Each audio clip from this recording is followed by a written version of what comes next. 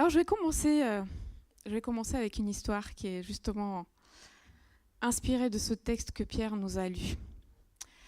C'est un papa qui est en voyage avec son fils sur un bateau. Donc, c'est un voyage transatlantique. Et il se retrouve évidemment, au bout d'un moment, en pleine mer, avec une vaste étendue partout. Et il appelle son fils et lui dit « regarde devant toi, regarde derrière toi. Tu vois toute cette étendue ? Et ben voilà, ça c'est la longueur de l'amour de Dieu. Maintenant regarde à droite et regarde à gauche. Ça, c'est la largeur de l'amour de Dieu. Et regarde en bas. Tu vois la mer, la profondeur ? Eh bien ça, c'est la profondeur de l'amour de Dieu. Et maintenant regarde en haut. Ça, c'est la hauteur de l'amour de Dieu. Et vous savez ce que le fils a répondu ? Papa, ce qui est merveilleux, c'est que nous, on est en plein milieu. C'est beau, n'est-ce pas ? Les enfants sont forts. Et toi, où te trouves-tu ce matin ? Est-ce que tu es en plein au milieu de l'amour de Dieu ? La semaine dernière, le pasteur Hartok nous a un petit peu secoué. Il nous a posé une question importante, une question simple mais si profonde que Jésus nous pose. M'aimes-tu ? Et je suis sûre que chacun d'entre nous s'est examiné, s'est interrogé intérieurement pour répondre avec sincérité à Jésus. Et peut-être que comme moi, vous vous êtes rendu compte que votre amour était loin d'être complet et parfait. Et que l'air de rien, nous l'avons renié, comme Pierre. Alors ce matin, quand je vais parler de nous, parce que je me joins volontiers. Et je prie pour que ce message soit déjà une réalité dans ma vie et continue de l'être. Et je prie pour que ce soit une réalité pour chacun d'entre nous. Alors, ouvrons nos Bibles. Le texte que Pierre nous a lu se trouve dans Éphésiens 3, les versets 14 à 21.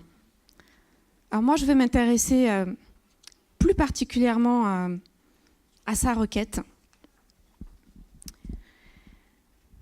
À partir du verset 16,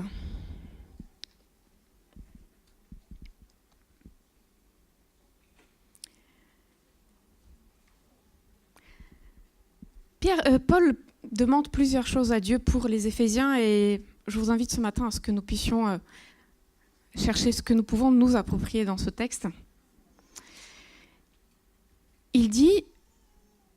Il demande que Dieu nous donne, selon la richesse de sa gloire, d'être puissamment fortifiés par son esprit dans l'homme intérieur. Donc que nous soyons puissamment fortifiés par l'esprit.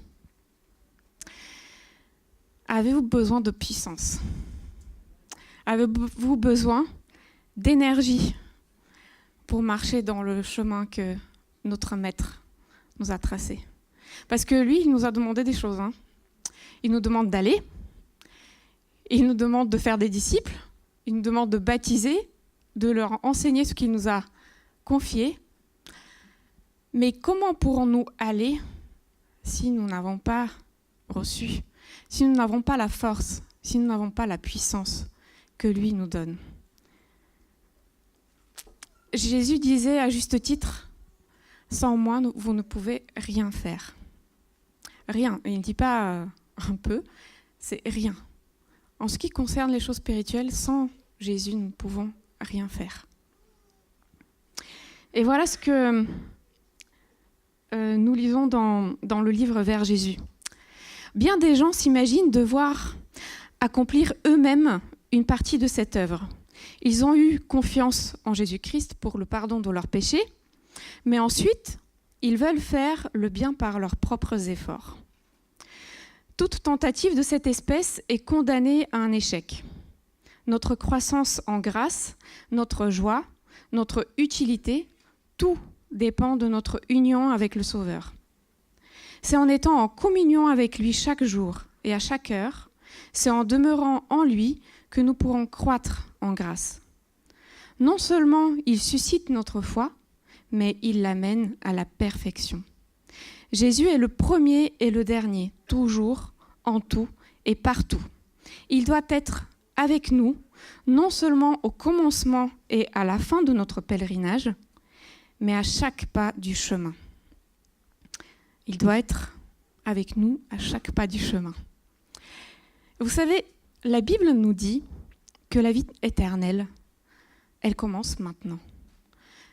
Elle ne commence pas au ciel lorsque nous serons enlevés avec Jésus à son retour. Cette vie éternelle, elle commence maintenant. Parce que Jésus, il dit quoi? Il dit, dans Jean 17, verset 3, « Or, la vie éternelle, c'est qu'ils te connaissent, toi, le seul vrai Dieu, et celui que tu as envoyé, Jésus-Christ. » Et il nous dit ailleurs que celui qui l'a vu, celui qui l'a connu, a connu le Père. Donc, notre vie éternelle, elle a commencé déjà. Est-ce que nous en profitons? Est-ce que nous la savourons dès maintenant? Ou est-ce que nous sommes en train de nous dire « Ah, un jour, quand il n'y aura plus tout ça, enfin, je vais pouvoir profiter d'être avec Jésus. » C'est maintenant que ça commence. Bon alors, ce texte, il nous dit aussi d'autres choses. Il nous est rappelé que toute tentative de notre part à croire par nos propres efforts, c'est-à-dire sans Jésus, est vouée à l'échec. Mais qu'en demeurant en Jésus, nous pouvons croître en grâce. Et voilà pourquoi Paul poursuit dans sa prière en disant que le Christ habite dans votre cœur par la foi. Que Jésus habite en moi, cela veut dire qu'il a élu domicile en moi, qu'il s'est installé, n'est-ce pas? Il n'est pas là juste de passage, mais il y a une notion de constance, de permanence. Ça me fait penser aussi à Jésus qui dit « Demeurez en moi, comme moi je demeure en vous ». Qu'est-ce que c'est demeurer? Alors j'ai cherché dans le dictionnaire, histoire de ne pas raconter des choses erronées. Et voilà la définition que j'ai trouvée. Rester, continuer d'être dans un certain état ou situation. Donc, ça veut dire que pour demeurer en Jésus, nous avons d'abord été liés, attachés à lui, n'est-ce pas? Vous me suivez ou pas? Je vous sens pas trop là. Vous endormez pas, je sais qu'il fait chaud. Alors quand nous l'avons laissé entrer dans notre cœur, quand est-ce que c'était ça? Quand est-ce que nous avons été liés à Jésus? À quel moment? Lorsque nous l'avons accepté en tant que notre sauveur. Lorsque nous avons accepté d'être sa propriété. Et comment est-ce que ça s'est passé? Par la foi. Nous avons reconnu que nous ne pouvions rien faire pour obtenir le pardon de nos péchés, que nous ne pouvions rien faire pour changer notre cœur, et nous sommes allés à lui. Nous sommes allés à Dieu et nous lui avons tout donné. Et nous avons cru qu'il allait faire cela pour nous, par amour pour Jésus. Et c'est de la même manière que nous sommes devenus sa propriété, que nous avons à continuer par la foi à croître en lui. Demeurer, il y a aussi une notion de repos, de stabilité, de confiance. Et c'est ce que Jésus souhaite, c'est que nous puissions mener une vie sereine avec lui. Mais attention, hein. Le repos, ça ne veut pas dire l'immobilisme. Pas du tout, ou l'inactivité. Ne nous trompons pas. Et Jésus, il est très clair là-dessus. Je vous invite à ouvrir vos Bibles dans Matthieu 11, au verset 28 et 29, et nous allons voir qu'est-ce que Jésus nous dit à ce sujet. Matthieu 11, versets 28 et 29. Il nous dit « Venez à moi, vous tous qui êtes fatigués et chargés. » On est tous concernés, n'est-ce pas? « Et moi, je vous donnerai du repos. Prenez mon joug sur vous et recevez mes instructions, car je suis doux et humble de cœur, et vous trouverez du repos pour vos âmes. » Donc nous trouvons le repos lorsque nous prenons le joug de Jésus. Il y a un troc qui doit se faire. Moi, je lui donne tout. Mon cœur, ma volonté, mon service. Et après, je prends en retour Jésus, ma force, mon soutien, ma justice, la source de toute bénédiction. Cela implique une soumission totale. En fait, pour avoir une implication totale, je fais le petit crochet, il nous faut d'abord une soumission totale. Alors, revenons dans Éphésiens, revenons à Paul. Donc, dans Éphésiens 3, verset 17, Paul nous dit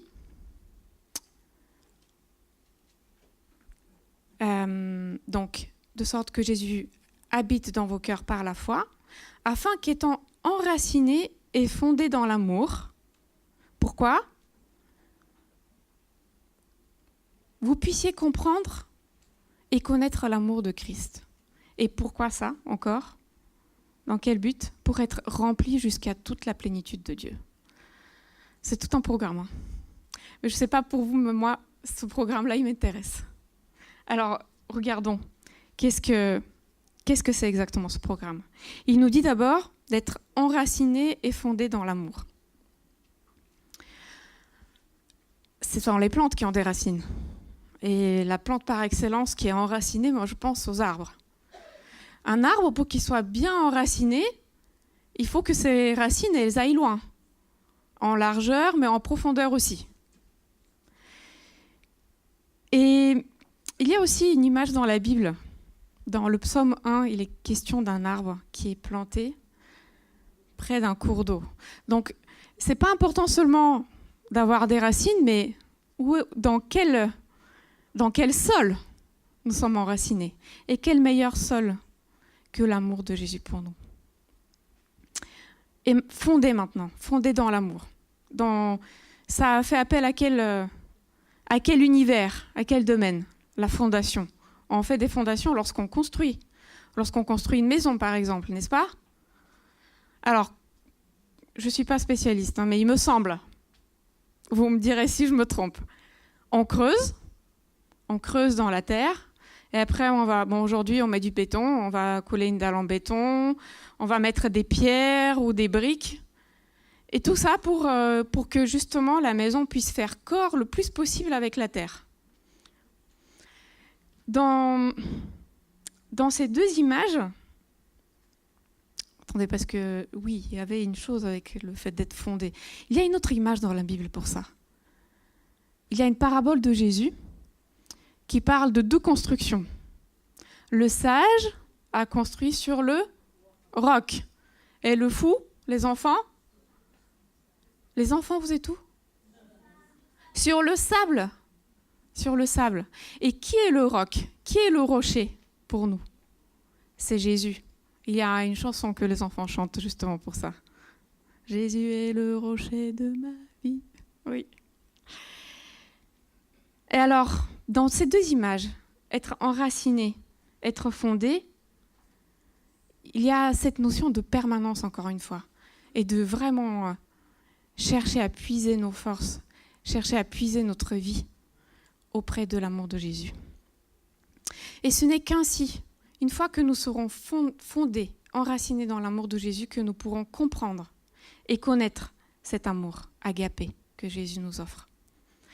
Et vous savez, le terme qui est utilisé ici, parce que j'ai fait ma curieuse, j'ai regardé le texte original.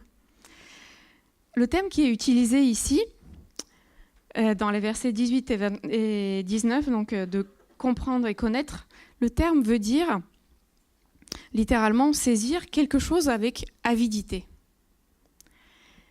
Ressentez-vous un manque criant en vous ? C'est l'amour de Jésus dont nous avons besoin pour combler ce manque-là. Il est le seul à pouvoir combler le vide. Il est le seul à pouvoir étancher notre soif de justice, d'amour, de paix, de joie. Et cet amour, il faut aussi que nous puissions le saisir au sens figuré, n'est-ce pas ? Que nous puissions le comprendre, que nous puissions l'assimiler, parce qu'il est juste incompréhensible pour nous, êtres humains. Parce que qui irait mourir, qui accepterait de mourir pour des personnes qui n'en ont rien à faire, pour des personnes qui sont même nos ennemis ? Qui d'entre nous ferait ça ? Jésus l'a fait. Lisons ensemble dans Romains 5, verset 8. Romains 5, verset 8.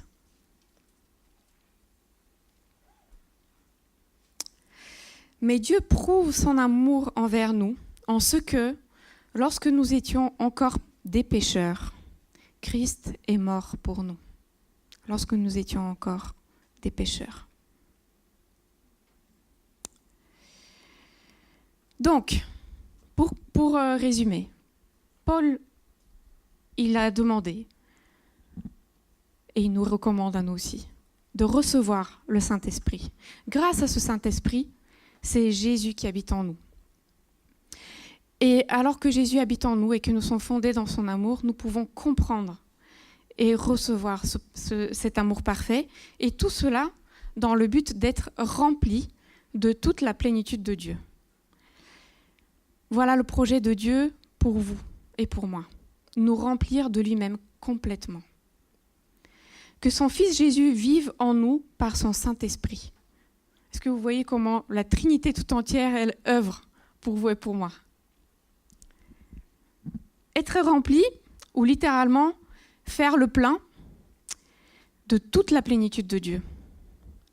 C'est sûrement là l'expérience la plus importante de la vie chrétienne.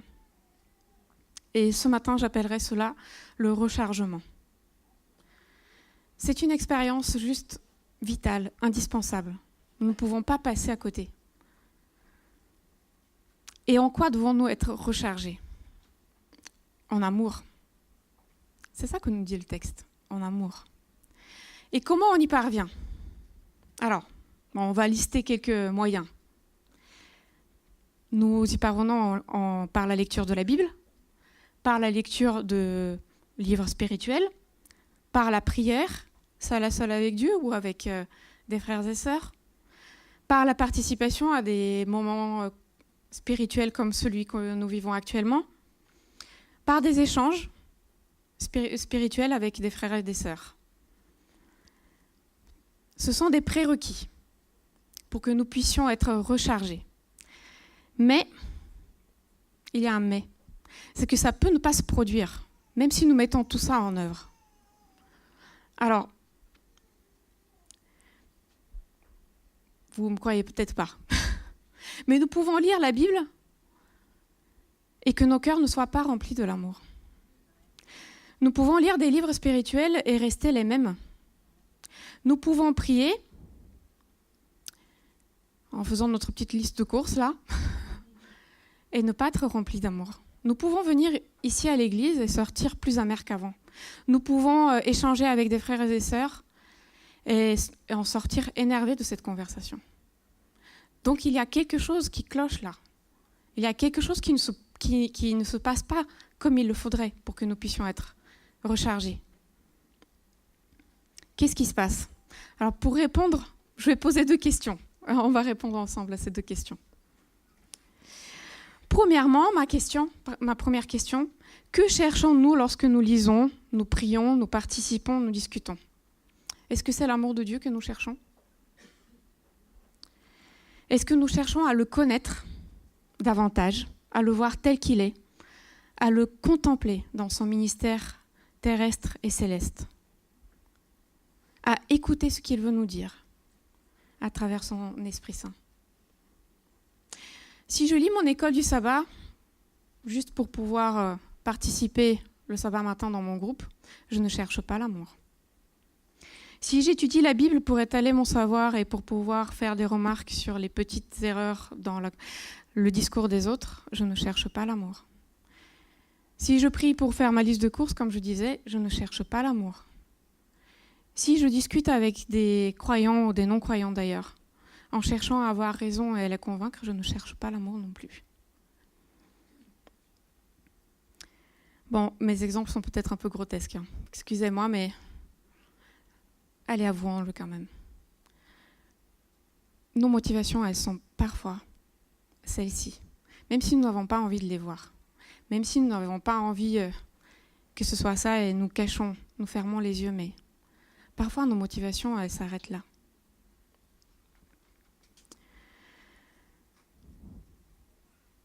C'est pourquoi avoir conscience que nous avons besoin de chercher l'amour, c'est important. C'est l'amour que nous avons besoin de chercher. Pas des connaissances, pas des idées. Parce que, qu'est-ce que ça vaut si nous connaissons les 28 croyances fondamentales, que nous savons expliquer Daniel et l'Apocalypse, que nous venions tous les sabbats à l'église, que nous ayons tous les dons, mais que nous n'ayons pas d'amour. On va le voir, parce que Paul il nous parle de ça, dans 1 Corinthiens 13. Regardez avec moi. 1 Corinthiens 13, les versets 1 à 3. « Quand je parlerai les langues des hommes et des anges, si je n'ai pas la charité, ou l'amour, selon les versions, je suis un airain qui résonne et une cymbale qui retentit.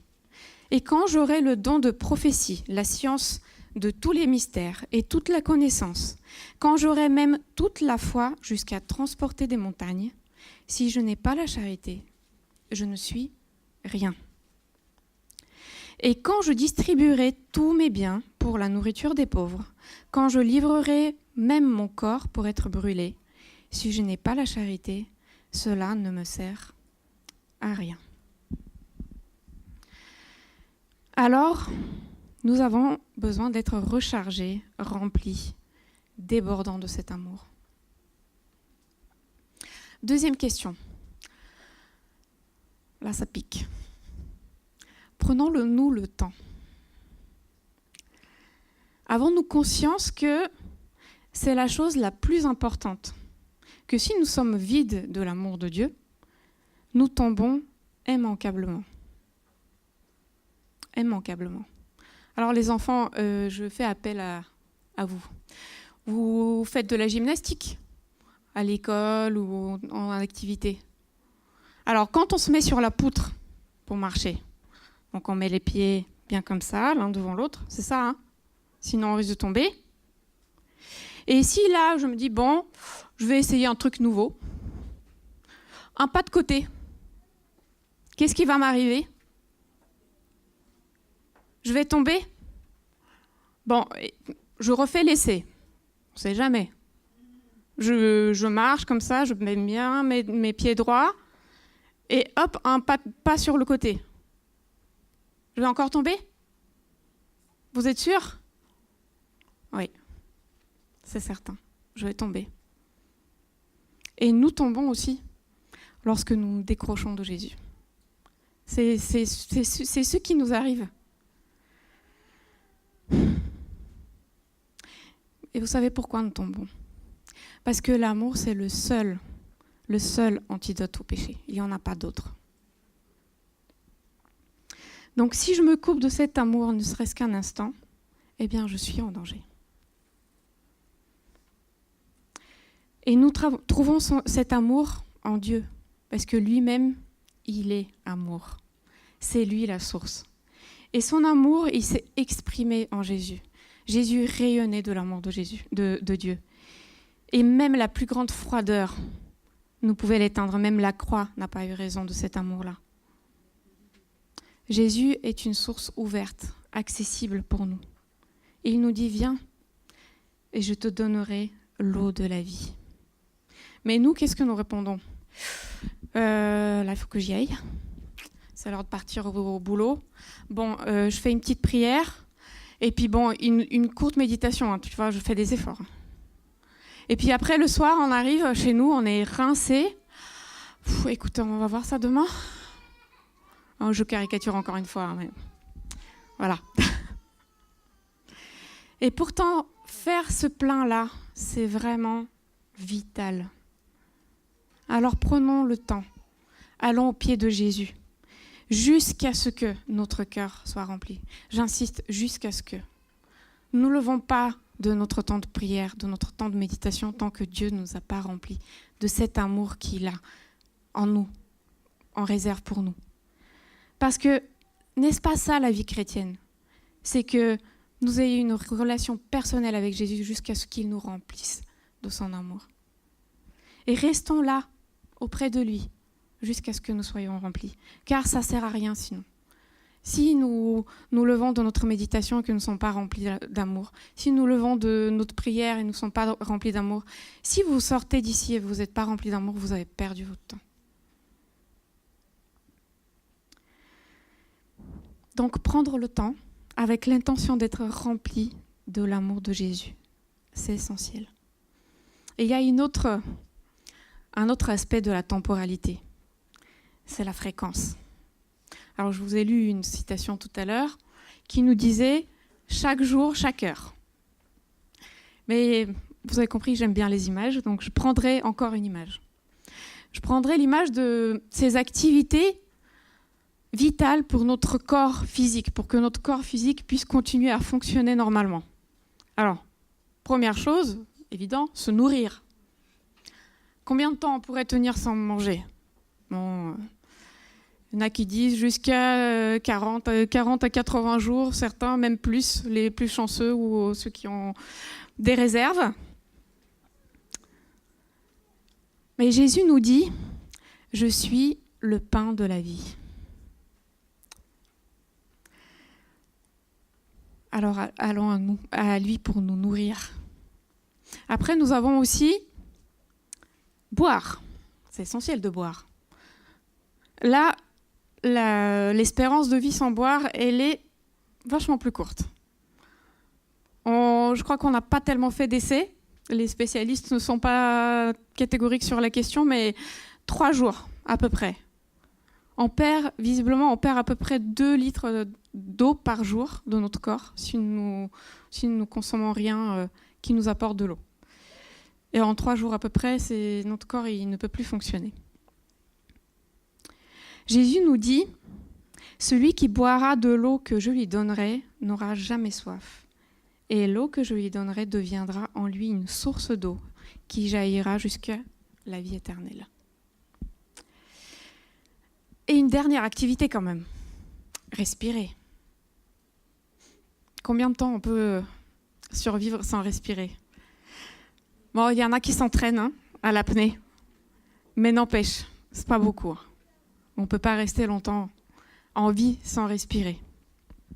Et Ellen White nous dit que la prière, c'est la respiration de l'âme. Et je fais le lien avec ce que Marceline disait ce matin dans notre groupe. Prier sans cesse, c'est à ça que Paul nous encourage. Bon, je laisserai chacun définir ce que représentent les repas, les encas, les grignotages, les boissons chaudes, fraîches, etc. Mais en tout cas, une chose est sûre, nous avons besoin d'assiduité. Nous avons besoin d'assiduité parce que nous reconnaissons que l'enjeu est grand. Pas seulement pour ça, c'est aussi que la nourriture, la boisson, l'air que nous respirons, on est d'accord, ça nous procure du plaisir. Et quel plaisir d'être au contact de Dieu. Quel plaisir de lire sa parole et de laisser nous parler.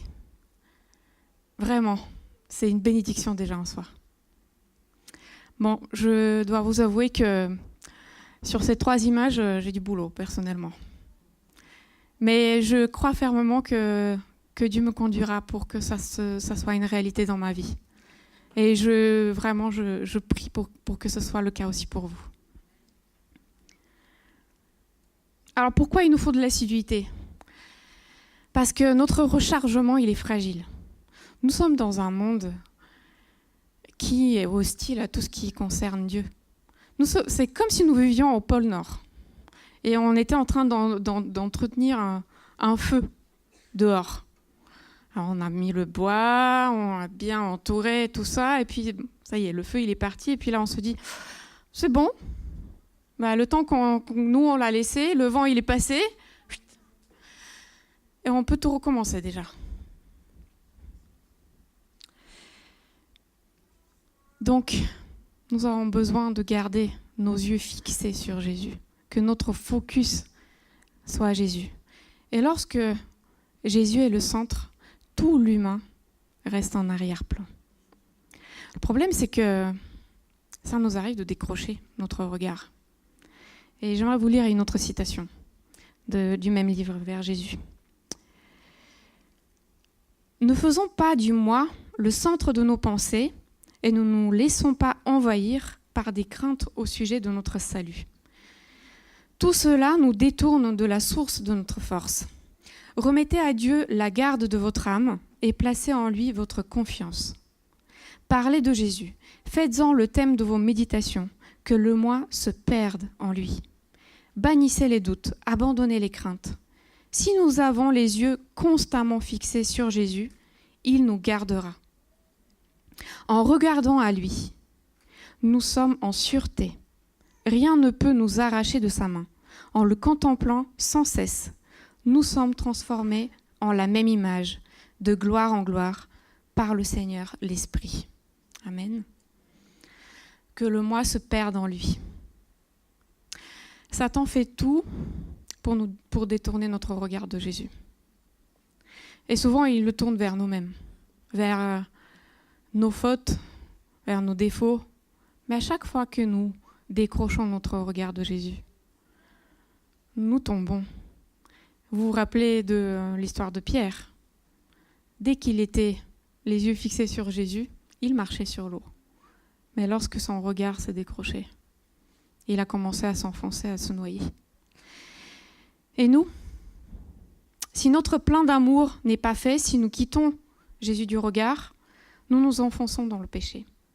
Les vagues de la mer de l'égoïsme nous submergent et même nous noient. Et c'est une naufragée qui vous parle. Et si nous ne crions pas comme Pierre a crié, nous risquons d'y perdre la vie. Cependant, le but, c'est pas que nous passions notre temps à nous noyer et à crier au secours. C'est pas ça que Dieu veut pour nous. C'est pas de nous casser la figure sur la poutre parce que hop, on a fait un pas sur le côté. Le but, c'est que comme Pierre, nous puissions marcher sur les vagues, sans qu'elles nous submergent, sans nous noyer. Et pour cela, regardons à Jésus seul, avec constance. Nous serons ainsi remplis de son amour et nous deviendrons indépendants des circonstances de la vie. La vie chrétienne, c'est que le cœur se recharge d'amour. Sans cela, tout le reste, c'est des paroles de la vanité et de la perte de temps. Bon, je m'excuse, mon message est peut-être très simpliste ce matin, mais je me rends compte que ce message simple, ce principe simple, nous avons tendance à le négliger. C'est tellement évident pourtant, mais est-ce que nous le prenons au sérieux ? Bon, les enfants, j'ai encore besoin de vous là. Parce que les enfants, ils sont toujours plus à jour sur la technique que nous, n'est-ce pas ? Sur la technologie. Donc, les enfants, là, c'est mon portable. Alors, il m'a fait des alertes bizarres en me disant « Attention, 15% de batterie, 5% de batterie ». L'écran a commencé à baisser en luminosité et puis à un moment donné, ça s'est éteint. Alors j'ai beau appuyer sur le bouton, il n'y a rien qui se passe. Donc du coup, j'ai réfléchi à quelques idées que j'aimerais vous soumettre. Vous me dites si ça peut marcher ou pas. Alors, donc je me suis dit, je jette en l'air comme ça plusieurs fois. Bon, je ne le fais pas là tout de suite parce que ma main est prise. Est-ce que ça va s'allumer après ? Non ? Ok. Bon, si je le mets dans ma poche, après je le range dans mon sac, je le sors, est-ce que ça va s'allumer ? Non ? Bon, si je le mets contre mon cœur, quand même, contre mon cœur. Non plus ? Bon, je sais. Je vais prendre le manuel d'utilisation, je l'apprends par cœur. Ça ne fonctionnera pas non plus. Bon. Et si je deviens une experte en smartphone, je connais tout sur comment c'est construit, les composants qu'il y a dedans, les matériaux qui sont utilisés. Non. Bon, je dois faire quoi alors ? Le recharger ? Je peux rien faire d'autre. D'accord. Bon, les grands, vous avez entendu. On peut rien faire d'autre. Quand c'est vide, il faut recharger. Il faut recharger. Et vous savez, aujourd'hui, nous savons très très bien recharger nos portables. D'ailleurs, il y a une nouvelle maladie qu'on appelle la nomophobie. C'est la no mobile phobie, c'est-à-dire les gens qui ont peur de rester en rade de téléphone, qui ont peur de ne pas avoir de réseau, qui ont peur que leur téléphone s'éteigne et qu'ils soient coupés du monde. Et nous savons très bien, hein, on a notre petite batterie de secours dans le sac, le chargeur, on met en économie d'énergie pour arriver plus loin. Bon, et ben pour les choses spirituelles, c'est pareil. Hein. Je le brancherai, d'accord. Donc, acceptons l'évidence. Nous avons besoin de faire le plein. La vie, les soucis ont vite fait de décharger notre batterie interne. Prendre le temps de nous recharger de l'amour de Jésus est vital, indispensable. Rien ne peut remplacer ça dans notre vie. La voie royale, pour cela, est le temps de qualité passé seul à seul avec Dieu, où nous pouvons nous imprégner de ses paroles, nous les approprions et cherchant ce qu'il veut nous dire à ce moment précis, à nous personnellement. Où nous pouvons dialoguer avec lui. Et dialoguer, ça veut dire aussi écouter, pas seulement parler. Lui dire ce que nous avons compris, ce qui nous bouscule, ce que nous ne comprenons pas aussi. En fonction de notre état, il nous faudra plus ou moins de temps pour nous recharger. Mais nous ne lâchons pas tant que nous n'avons pas été pleinement rechargés de l'amour de Jésus. Vous savez, même prendre des congés, ça vaut le coup. Parce que vraiment, c'est trop important.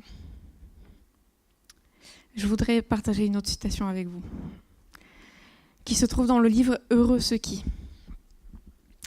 Ceux qui, dans le secret de leur cœur, cherchent Dieu, lui confient leurs besoins et font appel à son secours, ne le prient pas en vain. Ton Père qui voit dans le secret te le rendra. Quand nous ferons du Christ le compagnon de notre vie, nous sentirons autour de nous la puissance d'un monde invisible.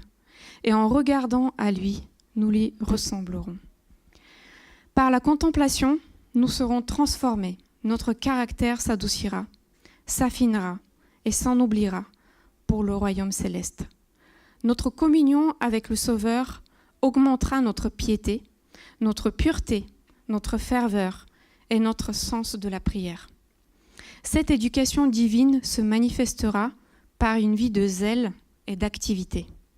L'âme qui, par la prière quotidienne et sincère, attend de Dieu secours, patience et puissance, acquérera de nobles aspirations et un sens plus clair de la vérité et du devoir. Par une communion constante avec le ciel, nous pourrons communiquer à ceux avec lesquels nous vivons la lumière, la paix et la sérénité qui règnent dans notre cœur.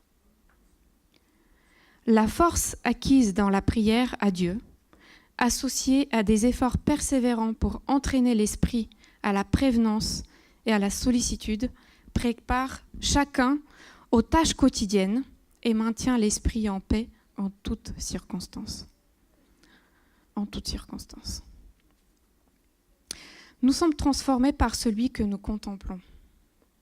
Nous devenons comme lui, parce qu'il occupe nos pensées.